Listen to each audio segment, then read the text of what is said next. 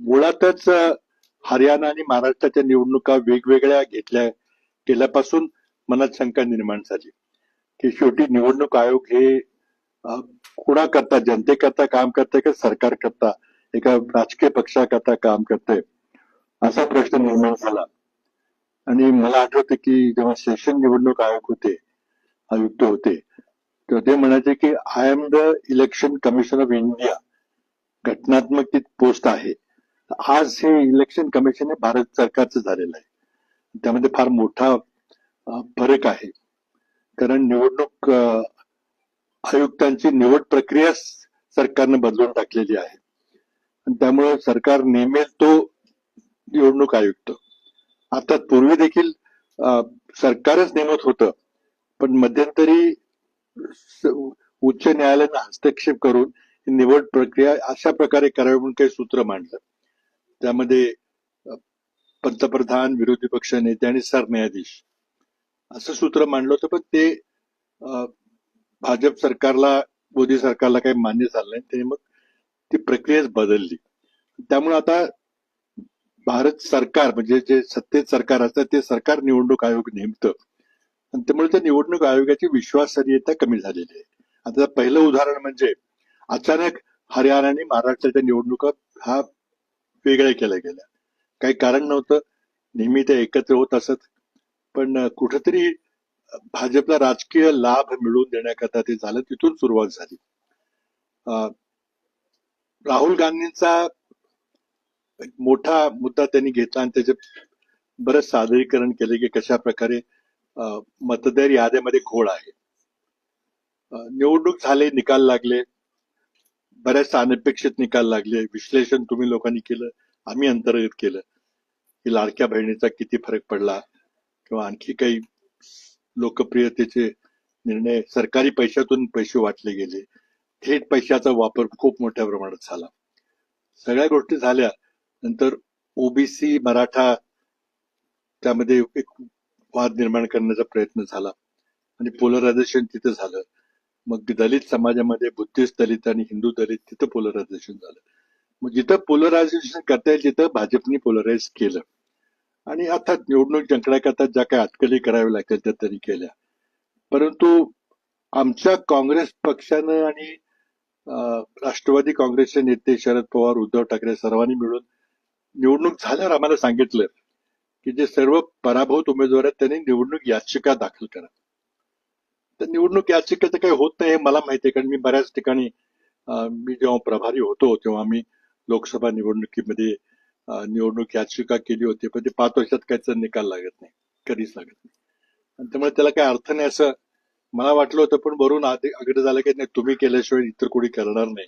शेवटी आमच्या 50 लोकांनी विरोधी म्हणजे ते पराभूत झालेले महाविकास आघाडीचे उमेदवार आहेत त्यांनी हायकोर्टामध्ये निवडणूक याचिका ते ठराविक वेळेच्या आत 45 दिवसात आम्ही केलेली आहे. आता ते सुनावणी त्याची चालू आहे आणि माझी याचिका बॉम्बे हायकोर्टहून कोल्हापूर बेंचला गेलेली आहे. त्यामुळे थोडंसं तिथं नवीन वकील वगैरे देणं हे चाललेलं आहे. त्यामध्ये मी माझ्या मतदारसंघापुरती मी माहिती बहुतेक मुंबईला किंवा इथं मी प्रस्तुत करेन की त्यात आमचा काय अनुभव आहे. आणि माझ्या मतदारसंघापुरतं बोलायचं झालं तर फार मोठ्या प्रमाणात डुप्लिकेट मतदार तिथं नोंदणी केली गेली, फार मोठ्या प्रमाणात. आणि त्यानंतर मी तिथं थोडंसं ती यादी जी आम्हाला दिली जाते ती मशीन रिडेबल नाहीये. त्याला ती पीडीएफ फॉर्मॅटमध्ये मिळते. त्यामुळे मशीननी डुप्लिकेट नावं शोधणं कम्प्युटरने हे सहज शक्य नसतं. त्याला खूप उठाठेवी करावी लागते. ती आम्ही सगळी केली. काँग्रेस पक्षानेही महाराष्ट्राच्या सर्व 288 मतदारसंघामध्ये ती माहिती गोळा केलेली आहे. आणि ते एआयसीसी मध्ये आमचे तामिळनाडूचे खासदार सेंथिल म्हणून आहेत, शशिकांत सेंथिल, ते माझे आय एस अधिकारी आहेत. ते त्याचं काम दिल्लीला एआयसीसी मध्ये बघतायत. मी माझं मतदारसंघापुरतं मी पाहिलं काम आणि त्याचे मी आकडे प्रस्तुत करीन. त्यामुळं अर्थात एकदा निवडणुकीत निकाल लागला की मग सगळेच म्हणतात की माझ्यावर अन्याय झाला वगैरे असेल. पण तरी पण मुख्य मुद्दा असा आहे की निवडणूक आयोगानं जी डुप्लिकेट नावं आहेत ती काढली पाहिजे, ती काढली नाही. आणि ते सहज शक्य आहे संगणकाने. आज इतके आपल्याकडे पॉवरफुल सॉफ्टवेअर वगैरे सगळे करणारी माणसं आहेत. मग निवडणूक आयोग का करत नाही? आज माझ्या मतदारसंघातले जे माथाडी कामगार वगैरे मंडळ आहेत ते बरीचशी माणसं 50-60 हजार माणसं मुंबईला रजिस्टर्ड आहेत आणि माझ्या मतदारसंघात आहेत. आणि दोन्ही ठिकाणी मतदान करतात. कारण निवडणुका एकदम होत नाहीत. एकदा महापालिकेच्या असतात पण तिथं महापालिकेला इथं करतात, मग आमच्या ग्रामपंचायत असेल किंवा विधानसभा असेल परत तिथं जाऊन करतात मतदान. तर काही ठिकाणी आमच्या सोयीस्कर असतं म्हणून आम्ही म्हणतो असू द्या, काय हरकत नाही. पण हे चुकीचं आहे की निवडणूक यादीमध्ये एका माणसाला एका ठिकाणीच आपलं मत नोंदवायचा अधिकार आहे. कुठेही करू शकता तुम्ही, कुठलाही माणूस भारतात कुठेही नाव नोंदवू शकतो. फक्त राहण्याचे पुरावे द्यायला लागतात आणि थोडीशी सकृत थोडी चौकशी करावी लागते. निवडणूक आयोग ते करणं अपेक्षित असतं. मग इतक्या मोठ्या प्रमाणात डुप्लिकेट वोटर्स काय आहेत? माझ्या मतदारसंघात जर सांगितलं, सगळी यादी वगैरे मी फॉर्मली एकदा प्रेस कॉन्फरन्स दाखवीन सगळ्यांना, पुण्यात दाखवीन, मुंबईत दाखवीन. पण माझ्या मतदारसंघामध्ये 12,000 मतदारांची नावं 48,000 ठिकाणी आहेत माझ्या मतदारसंघात फक्त, एकूण 3,15,000 मतदारांपैकी. आणि जर शेजारचे 5 मतदारसंघ मी धरले तर त्या प्रत्येक मतदारसंघातल्या 5,000 नावं कॉमन आहेत. एकूण जर पाहिली तर जवळजवळ 60-70 हजार माणसाची नावं डुप्लिकेट आहेत. आम्ही ते सगळी नावं छापून सगळे दाखवलेली आहेत. ज्याला तो भाग माहिती असेल, कराड परिसर, त्यांना ते गावाची नावं, भूत वगैरे सगळं कळेल, त्यांना माहिती असेल. आणि ते कोणी तपासायला हरकत नाही, कारण ते सगळी यादी मी ओपन ठेवलेली आहे. त्यामध्ये माझं एकच म्हणणं आहे की ही निवडणूक आयोगाची जबाबदारी आहे की मतदार यादी क्लीन असली पाहिजे. एकाचं नाव एकाच ठिकाणी पाहिजे, एकदाच मतदान करता आलं पाहिजे. बोटाला शाई लावते त्याला काय अर्थ नाही, ते लगेच ऍसिटोन वगैरे वापरून ते लगेच शाई पुसून टाकता येते. आणि त्यामुळं मल्टिपल वोटिंग हे मोठ्या प्रमाणात झालेलं आहे. आता याचा पुरावा काय, तसं एका विशिष्ट लिमिटपेक्षा जास्त काही देता येणार नाही. पण एवढं आहे की मला मागच्या निवडणुकीपेक्षा जास्त मतं पडली तरी माझा पराभव झाला. कारण विरोधी पक्षाच्या माणसाला आणखी बरेच त्याच्यापेक्षा जास्त वाढली. कुठून वाढली, कशी वाढली? तर एक गोष्ट निश्चित आहे की डुप्लिकेट मताचा विषय फार गंभीर आहे. आणि आता नगरपालिकेच्या, महापालिकेच्या निवडणुकीला पण सामोरं जातो. एका वॉर्डमध्ये तर 15, 20, 25 मतं जर डुप्लिकेट निघाली तर त्या वॉर्डचा निकाल सहज बदलू शकतो, ग्रामपंचायतीमध्ये बदलू शकतो. तर हा आमचा निवडणूक आयोगावर आक्षेप आहे की तुम्हाला करता येणं शक्य आहे पण तुम्ही मुद्दाम करत नाही, सत्ताधारी पक्षाला लाभ मिळावा म्हणून. तर ती आता लढाई ही राष्ट्रीय पातळीवर राहुल गांधी लढतायत, आम्ही आमच्या पातळीवर, लोकल पातळीवर लढू. पण उद्देश एवढाच आहे की 5 महिन्याच्यात एवढा मोठा फरक लोकात झाला, त्याचं गणित अजून काय आम्हाला उलगडत नाही. त्यामुळे काही गोष्टी आता फक्त लाडक्या बहिणीमुळे झाला का एवढा, तर आम्हाला वाटत नाही इतका मोठा झाला. नक्की झाला थोडासा फरक, पण निवडणुकीचा निकाल इतका मोठा बदलेल किंवा भाजपचा स्ट्राईक रेट जवळजवळ 89% होईल, असा काही त्यात लाडक्या बहिणीचा काही फरक नव्हता. त्यामुळे सगळ्या निवडणूक प्रक्रियेवर प्रश्नचिन्ह उपस्थित झालेलं आहे. नुकत्याच आमच्या नगरपालिकेच्या निवडणुका झाल्या, आता तिथं मताचा रेट 8,000 रुपयेपर्यंत गेला. काही ठिकाणी तर मी ऐकले की आणखी कुठे गेला होता. मग लोकशाही म्हणायचं का? मग हे कुणाचं अपयश आहे? निवडणूक आयोगाची काही जबाबदारी नाही का, सरकारची जरी नसली तर? आणि त्यामुळे अशा प्रकारे जर आपण हो दिलं, आणि याला सर्वस्वी भाजपचं केंद्रीय नेतृत्व जबाबदार आहे की महाराष्ट्रात जे काही चाललेलं आहे ते काही कोणाला माहित नाही किंवा केंद्रात माहित नाही असं नाहीये. तुम्ही सुरुवातीला सरकार स्थापन करताना जे आमदारांची खरेदी विक्री केली तर ती भाजपच्या केंद्रीय नेतृत्वाच्या पांढरीची होऊ शकत नाही ती. म्हणजे हे सगळे सिस्टम करप्ट करायला कारणीभूत एक व्यक्ती आहे, वरचे 1-2 माणसं आहेत. आमचा स्पष्ट आरोप आहे, स्वतः नरेंद्र मोदी याला जबाबदार आहेत. आणि इथं जर थांबवायचं असलं तर एकनाथ शिंदे असतील काय देवेंद्र फडणवीस असतील, एका मिनिटं एका फोन कॉलवर सगळं थांबून जाईल इथला भ्रष्टाचार, करप्शन. पण त्यांनाच करायचंय सगळे, आणि फक्त पैशाच्या द्वारा आपण निवडणुका जिंकू शकतो हा आत्मविश्वास त्यांना निर्माण झालाय. त्यामुळे मोठ्या प्रमाणात करप्शन करा. महाराष्ट्रामध्ये इतकं वाईट आणि इतकं भ्रष्ट सरकार आपण कोणी कधी पाहिलं नव्हतं. अर्थात आम्ही कमी पडतोय त्याला, त्यांचा भ्रष्टाचार उघड करायला, किंवा जर करायची संधी मिळाली तर पुढे काय होत नाही, कोर्ट काही दाद देत नाही, कुठे कुणाकडे न्याय मागावा, काय करावा, आरटीआय मध्ये काही माहिती मिळत नाही, पुण्यातले जे आता जमीन घोटाळे चाललेले आहेत काहीच त्याला कुठं काय होत नाही. थोडे दिवस बघ विरोधी पक्ष आपला आवाज उठवते पण काही त्याला कोणाचा प्रतिसाद मिळाला की ते थांबतं सगळं. आणि इतके असं पाशवी बहुमत मिळालेलं आहे आता महायुतीला की विरोधी पक्षाचा आवाजच दबलेला आहे. तरी पण मला वाटतं की जरी कमी माणसं असली तरी भांडता येईल, भाजपचं करप्शन एक्सपोज करता येईल. आज खरं म्हणजे इतकी लाजिरवाणी परिस्थिती झालेली आहे की महाराष्ट्रात दररोज 8 शेतकरी आत्महत्या करतायत आणि सरकार $1 ट्रिलियन इकॉनॉमीची गोष्ट करते. आम्ही सगळं आनंदी आनंद सुफलाम सुजलाम चाललेला, लाज वाटली पाहिजे याला की आपल्या महाराष्ट्रामध्ये जे एकतर एकही मोठा औद्योगिक प्रकल्प येत नाही. रोजगाराचा प्रचंड मोठा प्रश्न झालेला आहे आणि त्यामुळे आता लोक कधी त्यांना लक्षात येईल पुढच्या वर्षी समजा AI मुळे नवीन नोकऱ्या मिळण्यामध्ये जर मोठा परिणाम होईल तर काही होईल तेव्हा लक्षात येईल लोकांना की सरकार हे झोपलेलं आहे. फक्त त्यांना सिव्हिल कॉन्ट्रॅक्ट, रस्त्याचे कॉन्ट्रॅक्ट, बांधकाम कॉन्ट्रॅक्ट पाहिजे कारण त्याचं कमिशन मोठ्या प्रमाणात मिळतं आणि कमिशनचं सरकार चाललेलं आहे सगळं. आता 10 लाख कोटीचं कर्ज झालेलं आहे, कॉन्ट्रॅक्टरची बिलं दिली जात नाही, अनेक गोष्टी आहेत. परंतु प्रामुख्यानं शेतकऱ्याची आत्महत्या, बेरोजगारी वगैरे अत्यंत महत्वाचे विषय आहेत. ते सरकारला सहज हाताळता येण्यासारखे आहेत पण ते हाताळायची इच्छाशक्ती नाहीये. किंवा मग गुजरातचा जो माफिया आहे, तेल माफिया वगैरे, सोयाबीन इम्पोर्ट करायचं इथं आपल्या शेतकऱ्यांना तर द्यायचं नाही, खूप गंभीर बाब आहे. आता आपण म्हणू शकाल की तू विरोधी पक्ष म्हणून तुम्ही का कमी पडताय? कमी पडतोय मी मान्यच करतो की आमची संख्या कमी आहे, परंतु लोकांचे प्रश्न घेऊन रस्त्यावर उतरलं पाहिजे. थोडे आमचे वेगळे मुद्दे तिथे जास्त हायलाइट होत आहेत. परंतु शेवटी विरोधी पक्ष जर प्रभावी नसेल तर त्या लोकशाहीला काय अर्थ राहत नाही. आज आपली अशी परिस्थिती आहे की जर विरोधी पक्षांनी जर आपला पुन्हा आवाज जर जनतेपर्यंत पोहोचवायला जर आम्ही कमी पडलो तर मग आम्ही सुद्धा त्या लोकशाहीच्या हत्येमध्ये सहभागी होत असं म्हणावं लागेल तेव्हा. आज एक खूप विदारक परिस्थिती झालेली आहे. त्यामध्ये काही घटना घडतायत, काही बद्दल मी बोललो थोडंसं, बरेच म्हणजे कुतूहल निर्माण झालं. खूप लोक मला प्रश्न विचारतात तुम्ही कशा आधारावर काही बोलला की मुद्दा मी काही ठिकाणी कराडला एका पत्रकार परिषदेत बोललो होतो की या पुढच्या महिन्याभरात कदाचित मराठी माणूस पंतप्रधान पदी बसू शकेल. मी तसं का बोललो, काय बोललो तर ते बऱ्याच ठिकाणी मी स्पष्टीकरण दिलेलं आहे.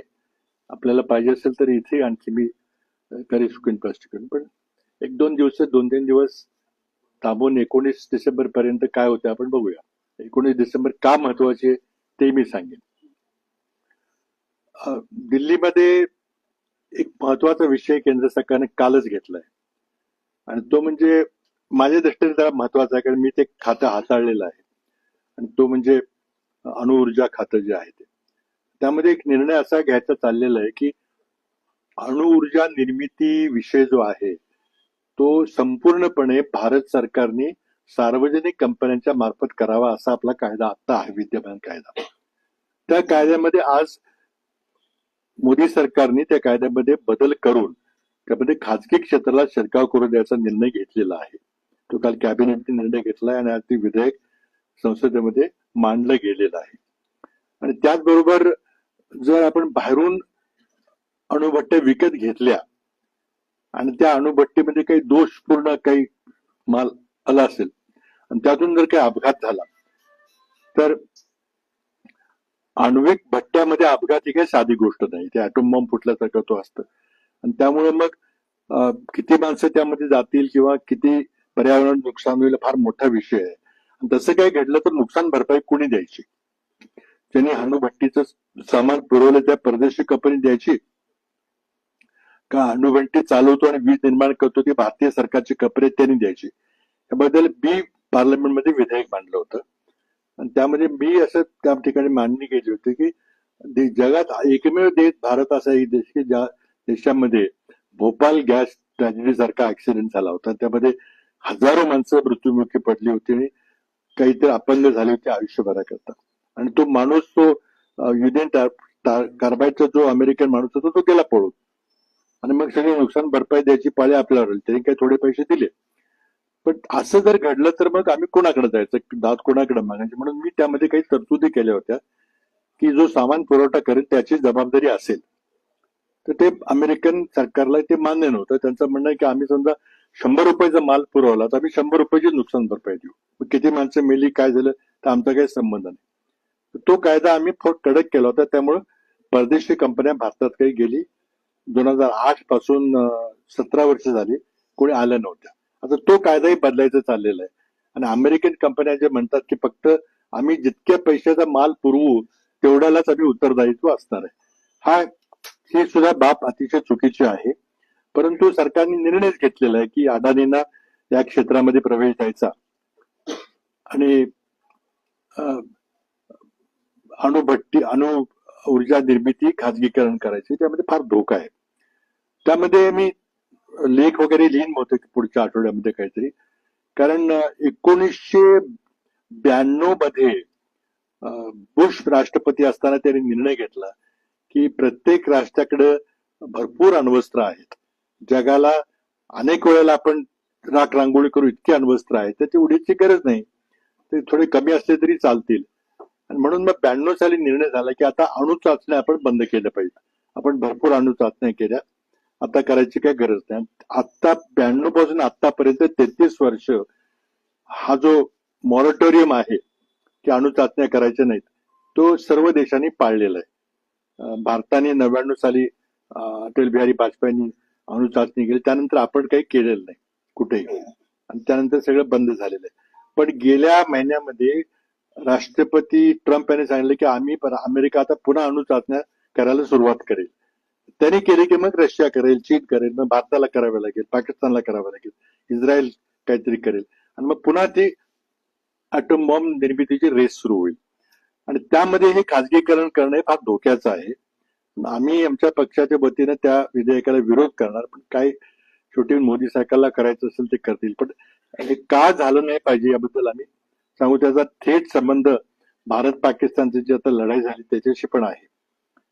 आणि माझ्या मताप्रमाणे गेल्या 75 वर्षामध्ये भारतातून सर्वात मोठी जी परराष्ट्र धोरणाबद्दलची चूक झाली, सर्वात मोठी, ती अटल बिहारी वाजपेयींनी जी अणुस्फोट केली ती माझ्या दृष्टीने फार मोठी महाभयंकर घोडचूक होती. त्याचं कारण असं आहे की त्यापूर्वी पाकिस्तानकडे अण्वस्त्र असतील असे एक अटकल होती, पण Pakistan was not a nuclear weapon state.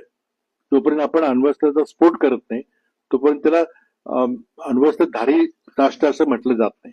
पण आपण केल्याबरोबर लगेच पाकिस्तानने केल्यामुळे पाकिस्तान हे न्यूक्लिअर वेपन स्टेट झालं.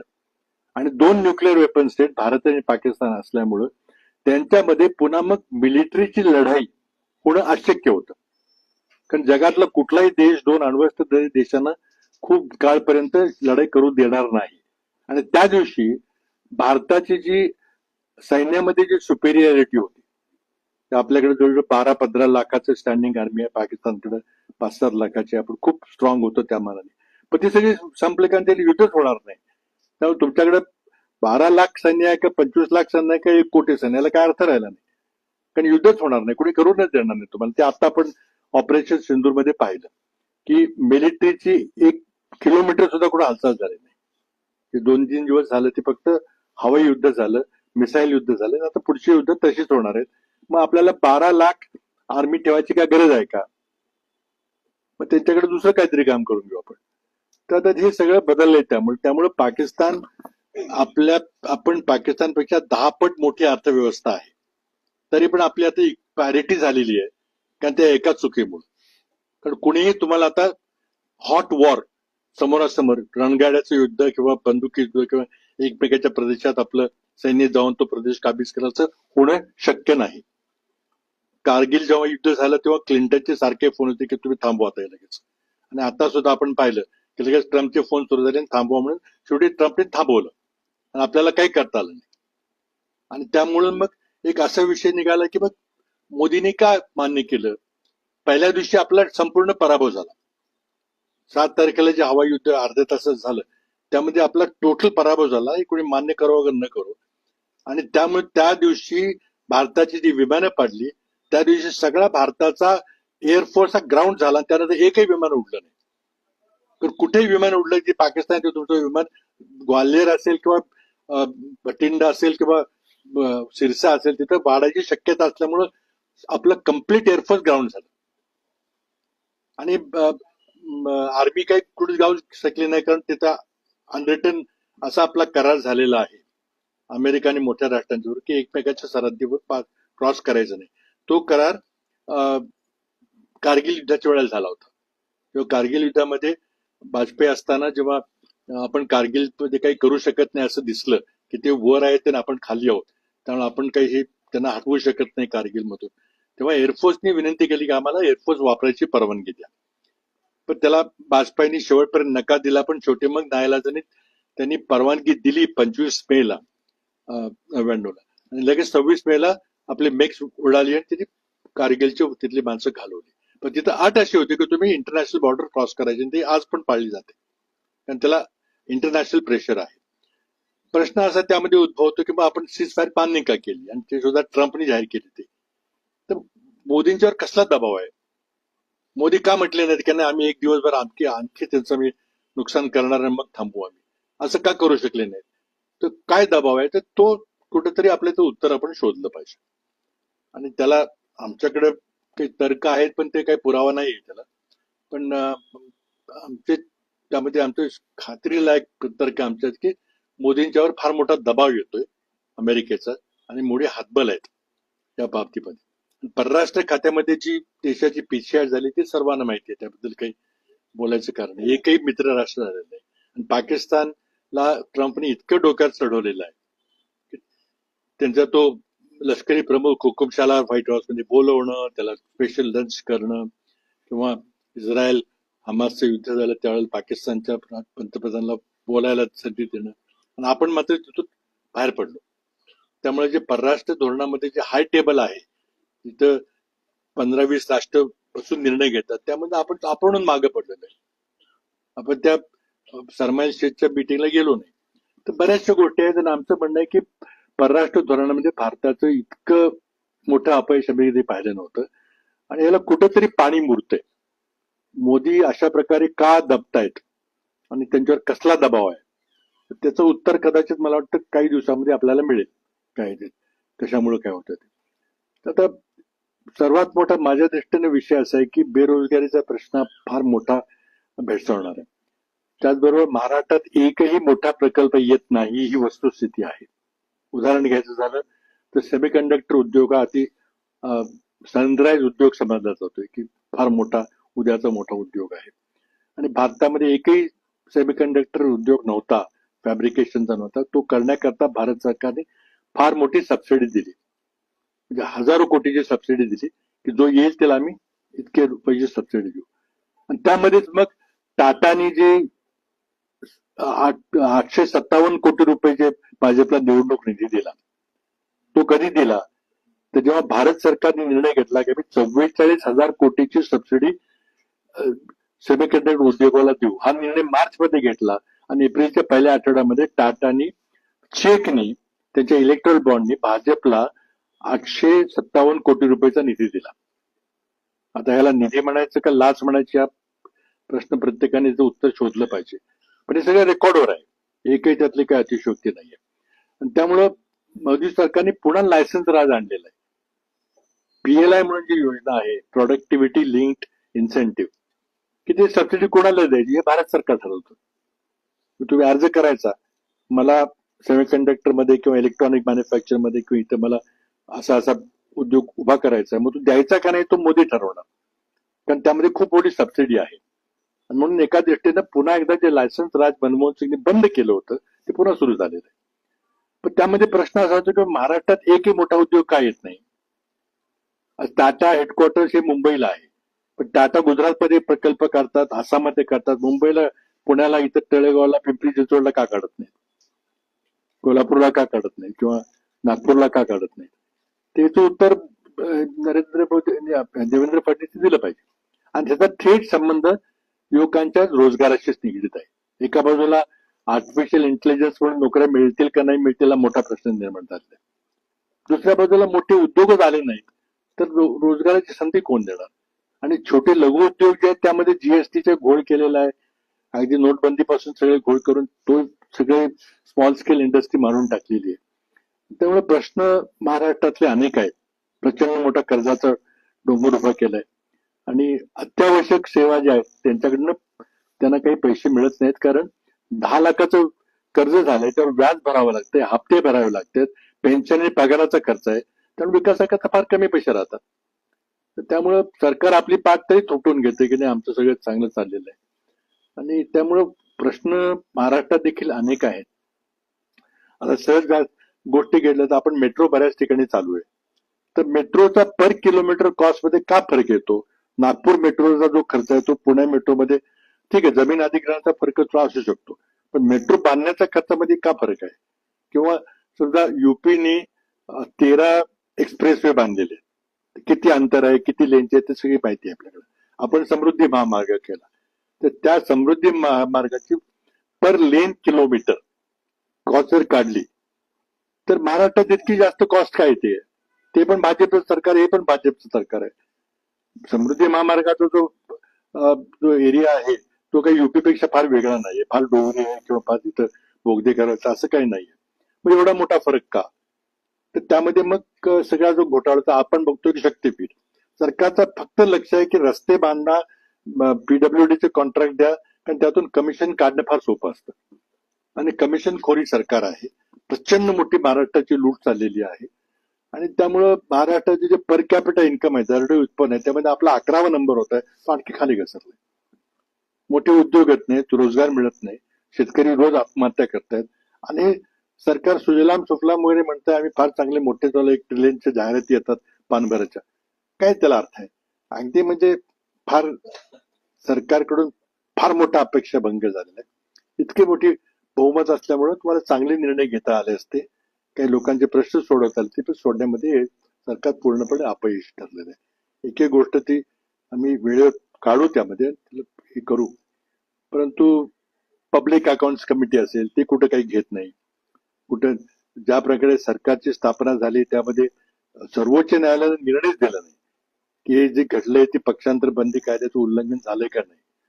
आणि त्यामुळे लोकशाहीचा गळा घोटण्यामध्ये सगळ्यांनी, नरेंद्र मोदी पासून सगळ्या लोकशाहीच्या ज्या संस्था आहेत त्या सगळ्यांचा त्यामध्ये हात आहे. आणि त्यामुळं हे कम्प्लिटली इन्स्टिट्यूशन कॅप्चर ज्याला म्हणतात, संविधानिक संस्थाला त्या सगळ्या हस्तगत केले गेलेलं आहे.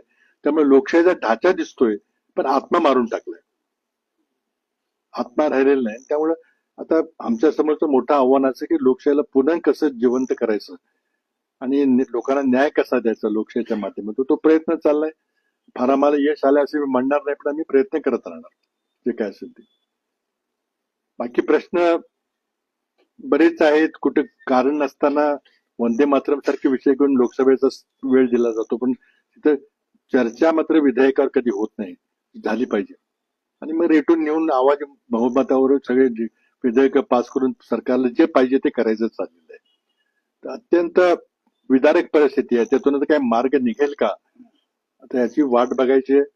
काही आंतरराष्ट्रीय घटना ज्या घडलेल्या आहेत त्याच्याबद्दल मी थोडा उजळता उल्लेख केला होता. आणि त्या घटना ज्या परदेशात घडतात त्याचे परिणाम आपल्या राजकारणावर होतील का, असा एक प्रश्न, हायपोथेटिकल प्रश्न उपस्थित केला होता.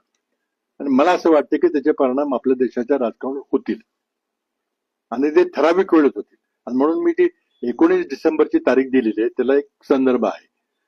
आणि त्या दिवशी काहीतरी मोठा स्फोट होईल आणि त्याचा भारतावर किती परिणाम होईल ते पाहायचंय. मला वाटतं की होईल म्हणून, पण तरी शेवटी एक राजकीय विश्लेषण आहे आणि एक्झॅक्टली काय घडते ते 19 तारखेला आपल्याला कळेल.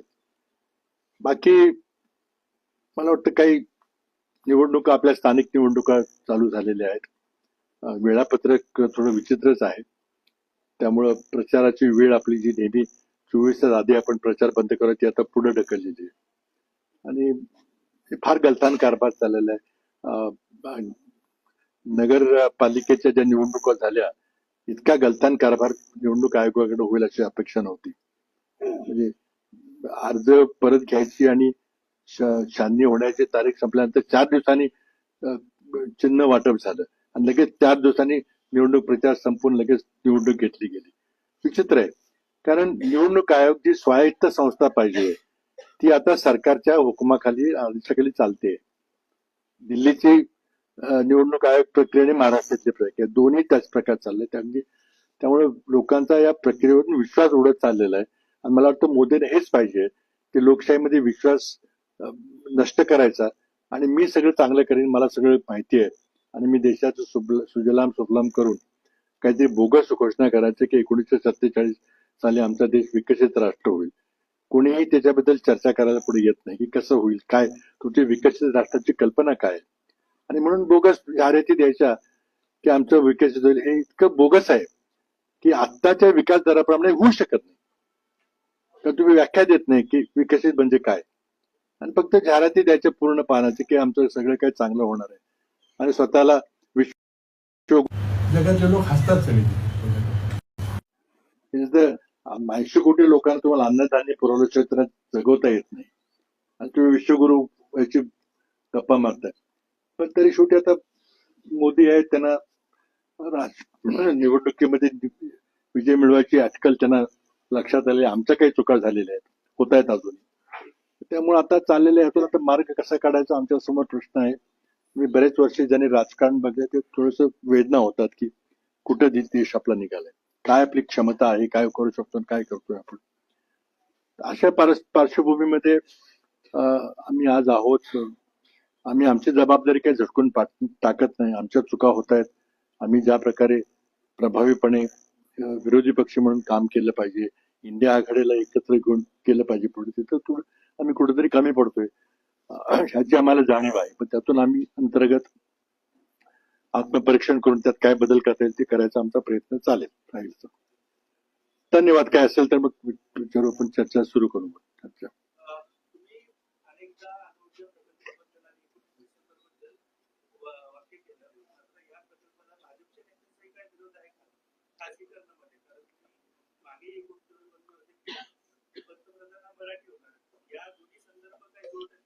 नाही, आता दोन वेगळे प्रश्न आहेत, दोन्ही मिक्सअप करू नका. अणुऊर्जेच्या बाबतीमध्ये खाजगीकरण करण्याचा निर्णय काल सरकारने घेतलेला आहे. घेणार असे म्हणत होते, पण काल विधेयक मांडलेलं आहे आणि तेव्हा त्यावर चर्चा होईल. माझा वैयक्तिक त्याला विरोधक आहे. मी जवळजवळ 7-8 वर्ष त्या खात्याचं काम पाहिलेलं आहे आणि मनमोहन सिंग सरकारनं भारत अमेरिका अणु करार जो केला तो एक ऐतिहासिक करार होता आणि त्या कराराचे आपल्याला फायदे चांगले मिळालेले आहेत. आपला अणु ऊर्जा विभाग चांगलं काम करतोय सगळं, पण त्यामुळं खाजगीकरण करणं आत्ताच्या परिस्थितीत फार धोकादायक आहे. कारण ट्रम्पने आम्ही पुन्हा अणु चाचण्या सुरू करू अशी घोषणा केलेली आहे आणि त्यामुळे पुन्हा वस्त्रांची चढावळ पुन्हा सुरू होईल, पुन्हा देशाला जगाला धोका निर्माण होईल. त्यामुळे तो विषय जो आहे तो वेगळा विषय आहे की त्याला आमचा विरोध आहे. पण शेवटी मोदींना जे पाहिजे ते होईल का, त्यांचं खूप मोठं पार्श्वी बहुमत आहे.